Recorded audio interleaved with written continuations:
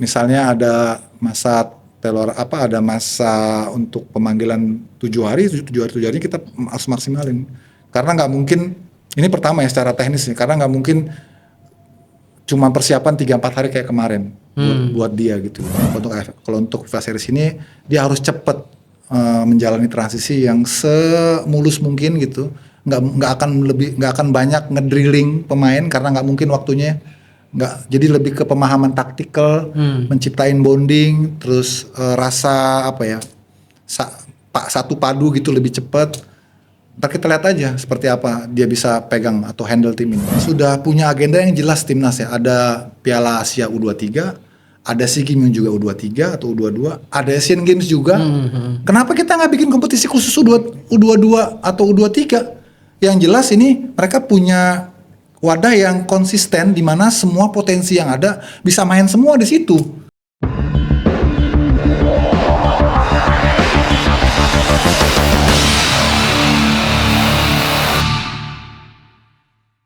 Nah, Bung Yuke, ini ngomong soal Liga Indonesia ini tepat kita ngomong soal sama Bung Yuke karena dia udah bertahun-tahun melihat Indonesia dari dekat dari pinggir lapangan, bertemu dengan banyak sekali pemain. Nah, Bung Yuke melihat liga kita sekarang bagaimana?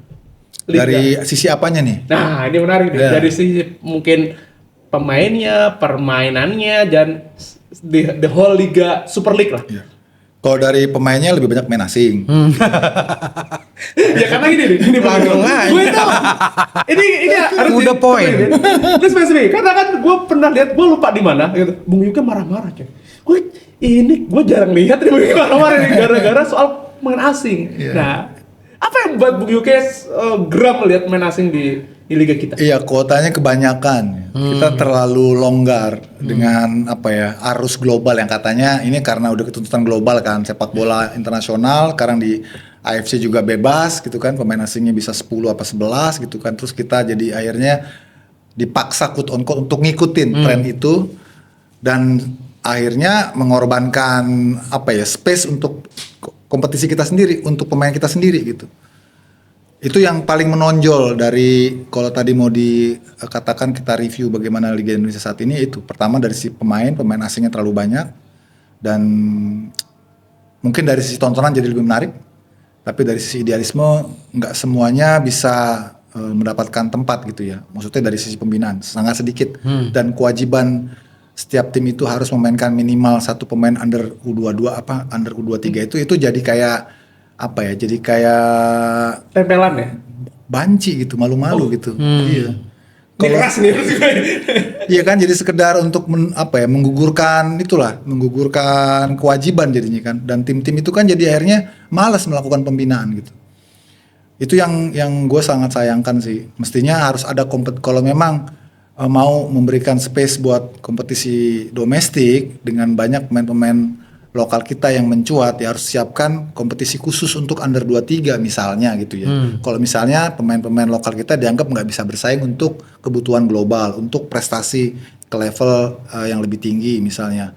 Karena tadi dikatakan, mengingat bahwa AFC sekarang udah membebaskan pemain asing untuk main berapapun di kompetisi internasional, jadi kita harus ngikut misalnya. Oke, ini pasar bebas, senior, tapi tetap kita harus ciptain dong kolam sendiri ya untuk kita ngefit supaya pemain-pemain muda yang sekarang main di Liga 1 tuh bukan karena formalitas mereka pemain regulasi, jadi karena regulasi baru mereka main, tapi memang karena layak. Kalau sekarang kan banyak kan tim-tim itu nyiasat ini kan gitu kan. Kayak kayak sekedar ini aja, formalitas aja mereka mainin, ntar babak kedua ganti gitu. Ya mendingan sekalian nggak usah. Mendingan bikin kompetisi khusus U21 atau U22 kayak dulu zamannya ISL U21 pernah mungkin kan. Iya, ingat gue. Soalnya kenapa? Karena kita sudah punya agenda yang jelas timnas ya. Ada Piala Asia U23, ada SEA Games juga U23 atau U22, ada Asian Games juga. Kenapa kita nggak bikin kompetisi khusus U22 atau U23? Yang jelas ini mereka punya wadah yang konsisten di mana semua potensi yang ada bisa main semua di situ.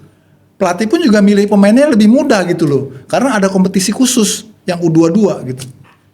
Tapi alasannya pasti masalah cuan lagi kan. Di situ tentunya Perlu dana. sponsor yang nggak terlalu banyak untuk ini pasti itu menjadi alasan. Iya, nggak boleh punya alasan. Karena sekarang dari industrinya Liga 1 ini udah luar biasa, udah besar banget gitu. Harus disisihkan. Kalau menurut gue sih daripada lu pakai EPA U20, pakai EPA U23 aja atau EPA U22.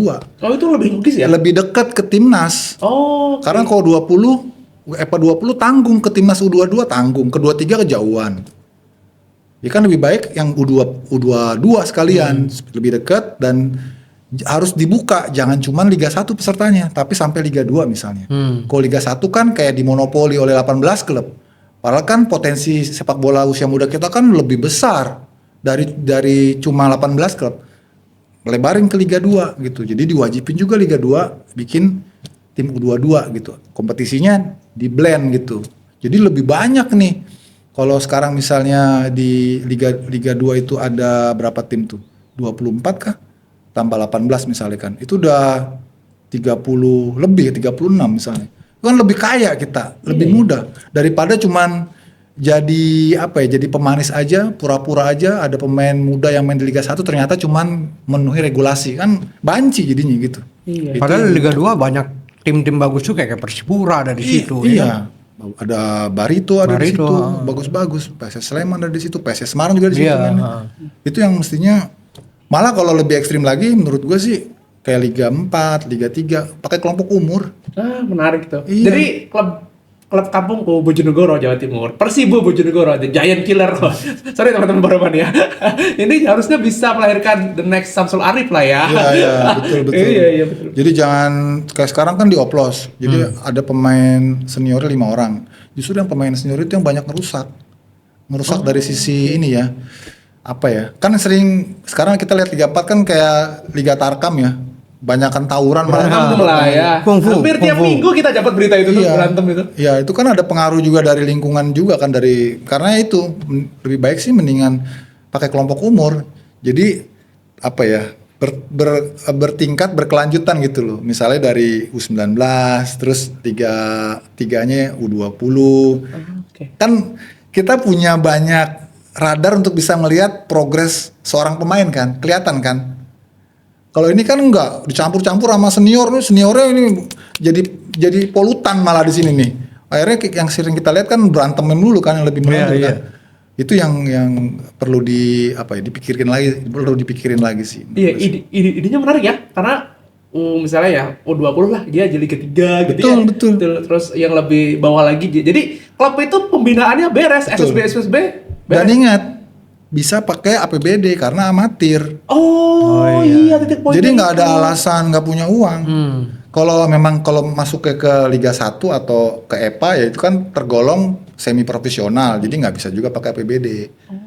Makanya kalau yang di bawah itu pakai kelompok umur, Liga 4, Liga 3 pakai kelompok umur, itu bisa pakai APBD kan amatir. Oh iya logis ya jadinya. Iya, dan kita punya banyak talenta juga jadinya kan. Mereka berkarir dari bawah benar-benar gitu sampai dapat peaknya kemudian di Liga 1 di Super League, di industrinya Super League, ya. Betul, industrinya gitu.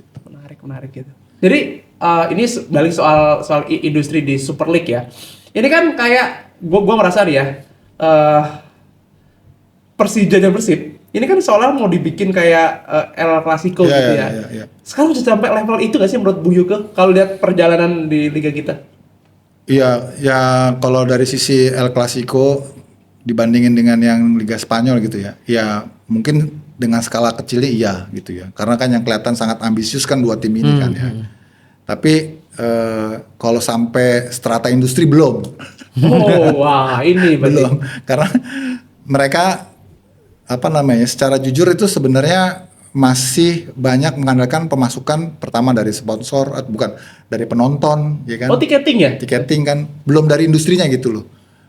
Kalau dari penonton juga nggak bisa 100% juga, paling penonton sebagian kecil lah untuk nutup dari operasional, karena kan cost-nya gede banget kan.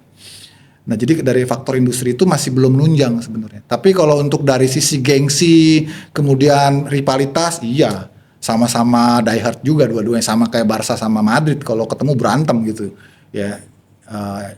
Persib sama Persija pun potensinya sama besar, tapi kalau dari sisi industrinya belum. Persib sendiri pernah dulu cerita ya, salah satu ex CEO-nya itu Pak Teddy apa namanya? Pak Teddy ya yang sekarang udah nggak lagi di Persib dikatakan belum untung Persib. Oh, Jadi ya karena itu banyak belum cukup bisa membiayai operasional tim karena lebih ngandelin tiket penonton, nggak bisa kan kalau cuma tiket penonton doang kan. idealnya? Ya harus dari marketingnya, harus dari sponsornya, harus dari TV rights-nya. Jadi kalau sekarang kan susah mau jualan baju aja yang KW-nya banyak. Bagaimana perlindungan industri? Ya kan susah. Kalau misalnya yang KW itu yang jualannya dipencet gitu, dia supporter dari kelompok supporter. Nggak bisa kita apa-apain ya. Susah kan. Makanya jadi PR-nya sebenarnya bukan cuma Persija Persib doang. Ini semua tim semua sama. Jadi belum bisa cukup untuk dikatakan industri karena sebagian besar tim itu lebih banyak mengandalkan chip in dari owner. Keep in owner ya. Iya. Itu yang harus. Jadi kan kalau ownernya udah bosen, tengkurap tuh tim. Itu kan tolak ukur industri kan di situ. Harusnya kan industri kan udah sehat ya, dia menghidupi timnya gitu secara sehat dari sirkulasi pendapatan, revenue segala macam kan, bukan dari chip in dari ininya dari pemiliknya. Dan Super League kita belum sampai level itu ya. Belum sampai Iya. level itu. Karena apa istilahnya ya, kontribusi subsidi dari PT LIB juga kan nggak cukup untuk kebiayaan tim Liga 1. Karena liga kita ini, sorry gue agak sedikit melebar ya, liga kita ini terlalu luas. Oh, oke. Secara geografis ya. Geografis terlalu luas. Jadi Pricey ya? ongkos travelingnya itu lebih mahal. Sekali berangkat tim itu bisa 300 juta loh. Wow. Misalnya kalau kemarin misalnya Papua ke Persiraja misalnya berapa duit? Oh, wow ya. Jadi Idealnya berarti kayak dulu gitu ya. harus zona. Harus zona ya. Harus zona. Iya, karena gue merasa Harus zona. gue sebagai orang Jawa Timur dulu kali lihat Persebaya yang harus berangkat ke Jakarta, gue happy banget. Iya, harus Zona kayak dulu kan zona ya. zona gitu dulu ya. ada sempat 3 wilayah malah ya. Iya. Oh, 3 ya? 2007 pernah. Oh, Liga Tengah. Super tuh pernah 3. Tengah, timur, Barat. itu lebih logis kayaknya ya. Lebih logis sesuai dengan demografi kita, sesuai dengan ekonomi kita. Jadi kita tuh sekarang ini gagah-gagahan aja. Liga 1 seluruh Indonesia ya gagah-gagahan. Tapi ya habis selesai kompetisi banyak tuh yang lapor KPPI kan, tunggakan gitu. Jadi kan itu dah kan ironi ya. Kelihatan mewah gitu kan cuman dari permukaan doang, dalamnya kan waduh. Iya, gue tuh sempat sedih tau ketika ada berita soal Sriwijaya FC. Ini kan main dulu Sriwijaya itu ya favorit, salah satu tim paling gede, iya kan? Dengan pemain-pemain yang gila itu Ferreira Sulu gitu-gitu kan. Iya. Tapi kemarin itu ketika dia dihajar berapa 15-0. 15-0 ya Allah, gue lihat. Sama Diaksa ya. Iya, coach Budi legenda kita kan, Budi Sudarsono sampai terdiam. Terus gue lihat dia beritanya itu ya, harus naik kereta, harus naik bus. Naik ya bus, Allah. perjalanan jauh betul. Itu harusnya nggak gini liga gitu. Iya. Harusnya tuh liga nggak gini, ya Nah, kan? betul, setuju. Itu juga kelemahan dari apa ya, dari operator ataupun juga PSSI dalam membuat regulasi ya. Harusnya kan ada apa ya, verifikasi kesehatan ya, ekonomi klub ya. Ekonomi klub. Kalau awal musim, kalau dulu kan ada istilahnya bank garansi ya. Gue nggak tahu sekarang dijalanin apa enggak gitu. Mungkin dijalanin tapi cuma lipstick doang misalnya gitu ya. Nah itu yang gue kira kita harus lebih saklek lagi, harus lebih tegas lagi. Kalau memang tim-tim itu nggak punya uang, jangan ikut kompetisi udah. Iya, betul. Alami Sudah ada aja, syaratnya. Alami aja ya. sudahi aja gitu. Kan ini pro. Liga 1 dan Liga 2 ini kan pro statusnya. Yang siap secara ekonomi dong. Kalau mereka nggak siap, apalagi masih ada aroma-aroma politik juga kan di dalam kan. Iya. Karena ini udah nggak didukung lagi oleh pimpinan daerah yang dulu. Ya kan, ganti pimpinan daerah. Pimpinan daerah yang baru ini punya tim sendiri. Ya pasti kegerus lah inilah. Iya sih. Gitu loh kan. Sekarang kan, sorry itu saya sebut aja kan, sekarang di Sumsel itu kan ada 2, ada Sriwijaya, ada Sumsel United. Sumsel United inilah yang disupport sama gubernur. Yang Sriwijaya ini kan gubernur yang lama, udah nggak jabat lagi. Jadi gimana dong? Ini gue yang benci sama politik Nah, begini. gitu. Ya kan, ya kayak gitu kan model-modelannya kan. Harusnya kan kalau udah di era profesional, ya bicaranya kekuatan ekonomi. Kalau nggak kuat biayain tim ya udah nggak usah ikut gitu. Nah verifikatornya itu harus tegas. Jangan cuma, makanya kalau gue bilang ini kita bukan liga profesional, ini liga kompromi. Nah, Liga kompromi. Seorang Buyuk yang menyebut liga kita itu liga kompromi. Wah ini gue. kita harus ngomong sama bicara banyak nih, pengen tahu juga dari APPI ya. Ya, besok kita akan Besok, berusaha PPI. bener tuh pasti ceritanya banyak tuh. Iya. Banyak yang belum beres. Iya. Banyak pemain yang belum beres. Oke, aku kita ngobrol soal tadi spesifik soal pemain-pemain asing ya. Karena gue nih Bung Yuke, sejujurnya gue resah ketika ada banyak naturalisasi, bukan naturalisasi, diaspora kita itu masih muda-muda, itu malah ke Liga Indonesia. Super League. Gue nggak bilang itu jelek gitu ya, itu pilihan lah. Tapi gue menyayangkan gitu, misalnya karena kayak Persib ngambil Dion Mark gitu ya, terus Yener, kapten kita di kemarin kan, kapten muda kita ke Jawa United. Ini bad way or good way untuk kita in the whole industry ini? Dan timnas tentu saja. Kalau untuk kepentingan timnas aja gitu ya. Timnas aja ini. Good news. Oh wow. Ya, karena lebih mudah ngambil mereka main di sini. Bisa dilihatin terus ya. Iya, tapi kalau kembali ke tujuan kita memanggil pemain-pemain diaspora itu adalah agar mereka memberikan transfer kemampuan, transfer pengalaman, transfer mentalitas. Sekarang dengan mereka ada di sini, mereka bukan lagi pemain diaspora kan? Oh. Diaspora kan di luar. Pemain Super League. Iya, pemain Super League. Sama kayak pemain lokal juga. Pemain lokal jadinya, karena paspor mereka juga Indonesia kan. Jadi manfaat yang kita maksudkan sebelumnya nggak nyampe dong. Oh iya, bagus ya. Dia disebut main diaspora karena dia di sana. Dan diharapkan dia bisa memberikan transfer ilmunya, transfer pengalamannya, transfer mentalnya. Karena kan beda, mereka kan tumbuh besar tinggal di sana. Ketika mereka kesini, mereka downgrade dong berarti. Mereka bukan lagi jadi pemain diaspora, mereka jadi pemain Indonesia seperti biasa yang lain. Dan susah kemungkinan untuk balik lagi ke... Untuk bounce back agak berat. Karena ya parameternya udah sulit ya. Liga kita ini peringkat keberapa di Asia? 28 apa 20 berapa? Di Asia loh. Apalagi dunia, apalagi Eropa. Sementara mereka ada Liga Eropa kesini. Ya kalau dari unsur kalau dari sisi manusianya kita paham. Kita tidak menjudge atau menyalahkan mereka yang datang. Itu kan normal saja, namanya juga profesional. Kalau tergantung hukum ekonomi kan, duitnya banyak lu datang udah. Tapi kan untuk ekosistem secara keseluruhan kan nih jadi misleading ya. Harusnya kan semakin banyak kita ngirim orang keluar atau semakin banyak kita bikin diaspora namanya ngambil pemain diaspora baru lainnya misalnya untuk jadi role model supaya kita bisa look up ke sana gitu. Tapi sebaliknya malah mereka datang ke sini. Dan yang sayangnya yang main di sini pun sampai sekarang yang udah jalan itu kan kayak Jens Reven, Rafael Strijk malah flop kan. Flop, ya. Kita fair nyebut Itu sayang kan jadinya kan. Kalau dikatakan pemain ini di sana misalnya nggak dapat tempat, gue rasa nggak juga. Mereka kalau masih mau bertahan aja ya, masih banyak tim-tim di level bawah tuh kok di Eropa tapi ya yang masih mau mereka gitu.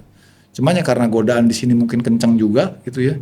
Duitnya gede di sini mungkin mereka ngambil jalan pragmatis aja kan, mereka ke sini.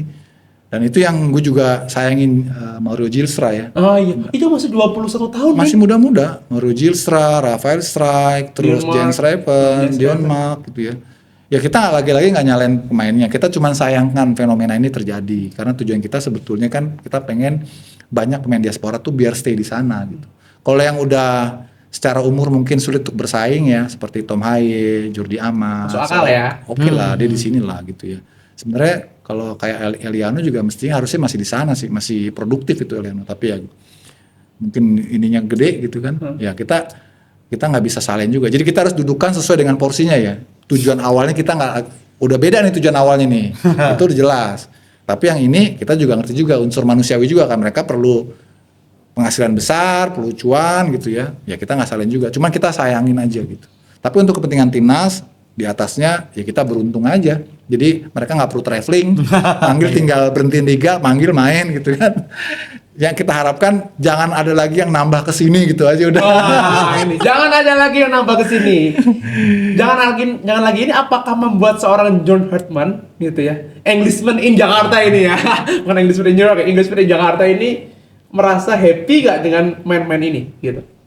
Kalau menurut Bung Yuke, karena dia kan tipe yang kayak suka belusukan kan gitu ya. Iya.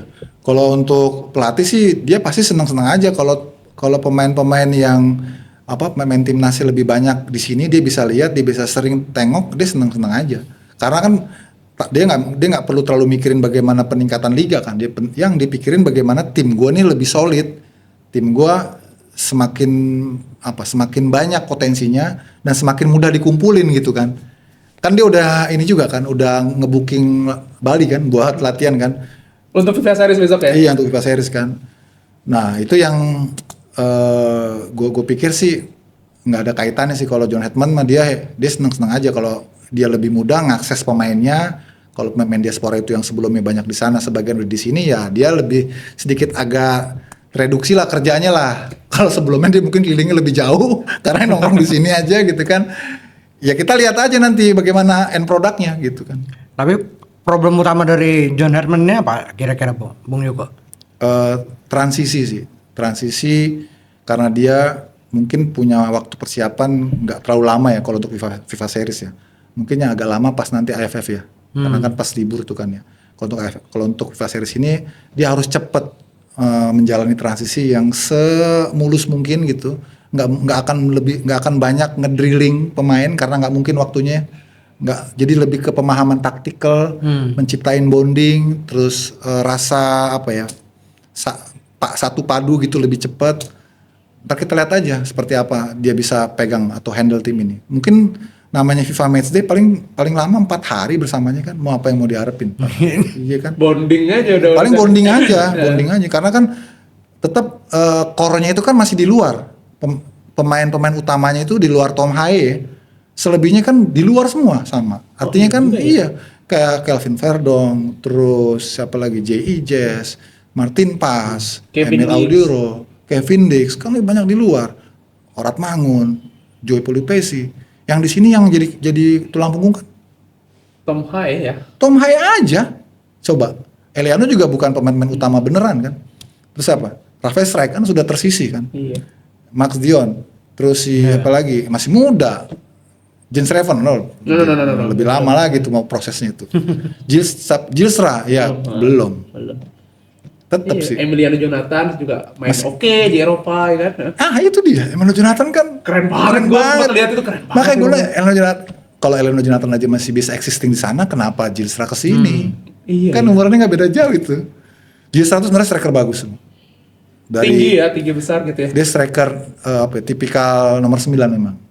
Cuman ya kalau kesini gue nggak tahu deh di nomor berapa ntar. Waduh, gue expect kalau lu udah kesini ya bagus lah bang. Gue sebagai warga Jakarta pengen lihat bang, kalau lu bang. Ya menarik banget tuh. Apa namanya? Nah ini soal skuad terbaik kita di FIFA Series ya. Menurut Bung Yuke ini kan Maret Iya, kita lagi. Kira-kira Hetman ini akan menggunakan kalau kita lihat kemarin di eranya Patrick Kluivert kan, gua nyebut di era pemain yang pelatih yang nggak perlu gue sebut lah namanya ya.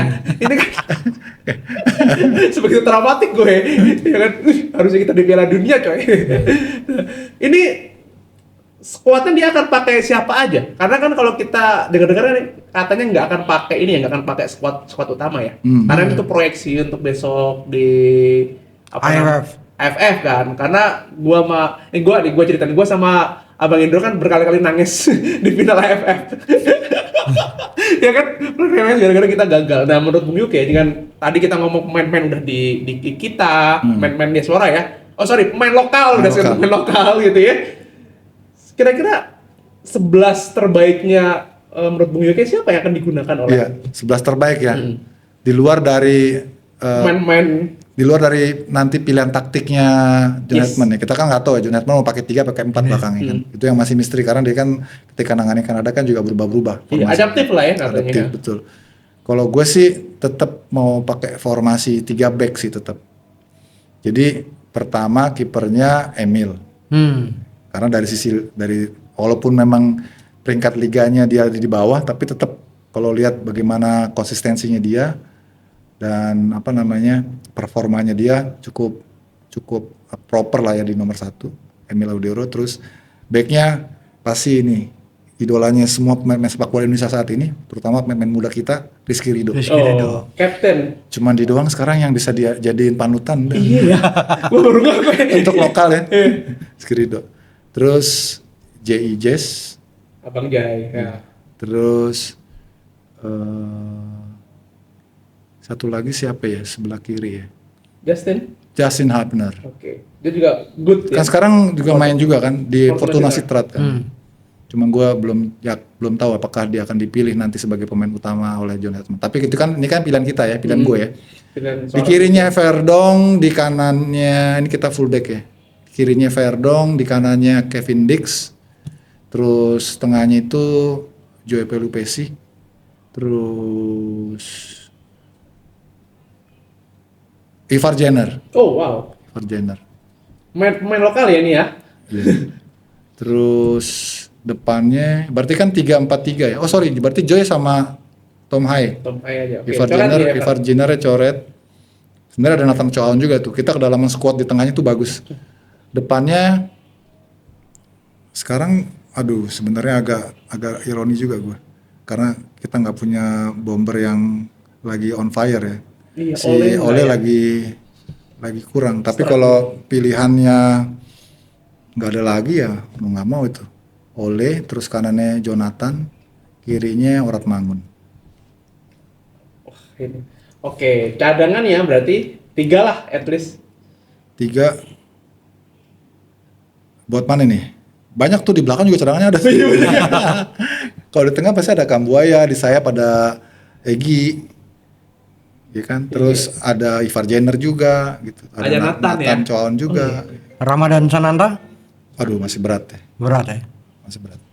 Emang kita striker yang kita problem sih. Kita nggak punya striker yang benar-benar nomor 9. Yang gua harap sih tadinya si Gilstra bisa ya, tapi agak lama dia kayaknya itu untuk bisa matang gitu.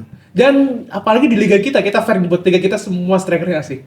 Iya. Fair buat gua pernah ngecek itu, kemarin itu gua ngecek itu tidak ada tuh di atas 10 besar, at least 10 besar lah ya, 10, 20 lah itu nggak ada yang di top score gitu ya. Itu wow gitu. Tapi ya udahlah, kita tinggal nunggu ya Tuhan, semoga regulasi ini tinggal diatur lagi lebih manusiawi lah buat main-main kita kan.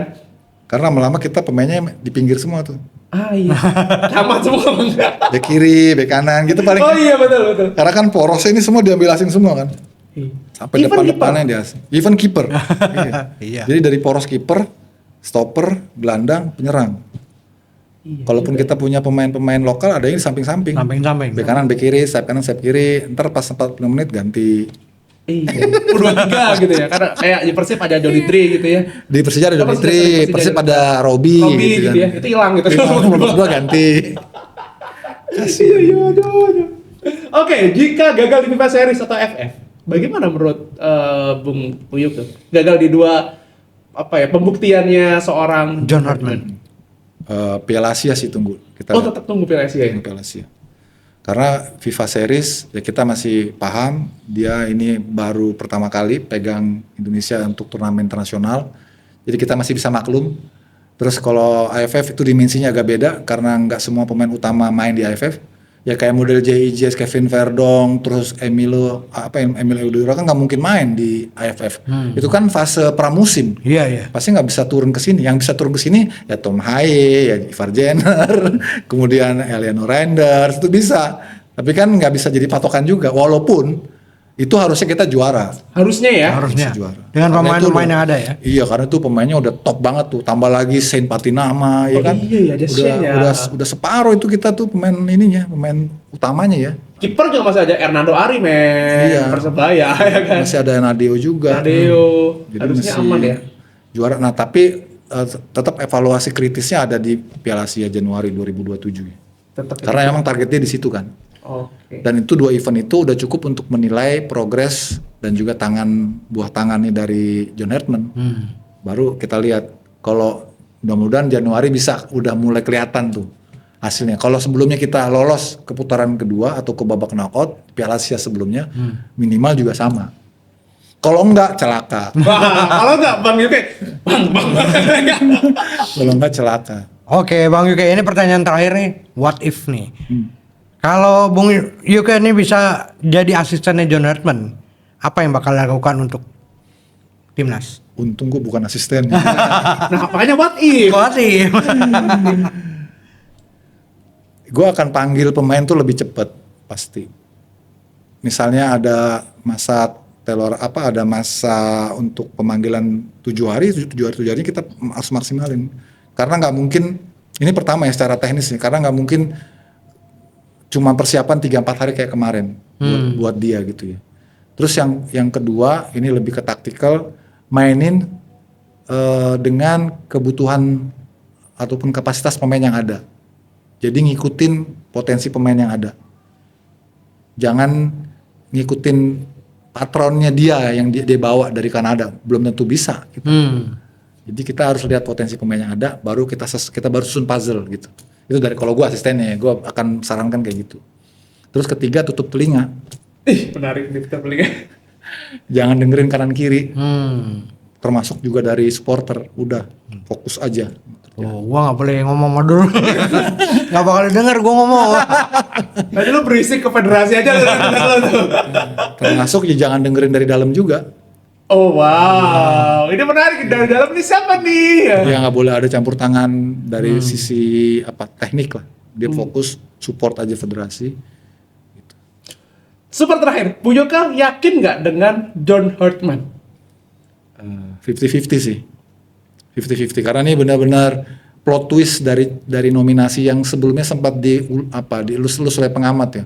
Sempat dikatakan ini bakal Giovanni Frank Bronckhorst lah, terus Jesus Casas lah, terus apa lagi tuh? Kapatse lah. Plot twist tiba-tiba kan. Jadi benar-benar nggak masuk dalam radar analisa kita kan. Cuman dengan begitu dia udah signing, kita lihat dari rapornya bagus memang rapornya. Dia bukan cuman berpengalaman bawa tim ke Piala Dunia, dia juga punya nilai plus lagi ya. Sukses bersama tim putri itu sebenarnya ini juga loh hybrid juga tuh. Kalau kita maksudnya gini, tim putri kita nggak perlu hire pelatih bagus, konsultasi aja ke John Hartman gimana cara, ya kan? Itu nilai plusnya dia gitu. Ya mudah-mudahan aja kalau memang ini tangannya bagus, terus dia berhasil, ya berarti oke. Amin, amin. Oke. Bung Udah Yoka. panjang banget kita ngobrolinnya, Bung Hendro. Dan sekali lagi terima kasih. Sama-sama, Dedi. Terima kasih. Sukses Sama-sama, selalu. Bro. Semoga Liga Top Skor yang makin menghasilkan pemain-pemain Amin. yang berkualitas dan jadi langganan timnas lagi gitu. Karena tadi ngobrol itu, ada banyak banget main binaannya dari Bung Yoka ini yang jadi langganan timnas. Salah satunya ya siapa? Salah satunya Ronaldo. Ronaldo Kuate, Donitri, Ferrari, Donitri itu. iya. Wow. Terus Tony Firmansyah, Kadek Arlo banyak. Kadek Arlo.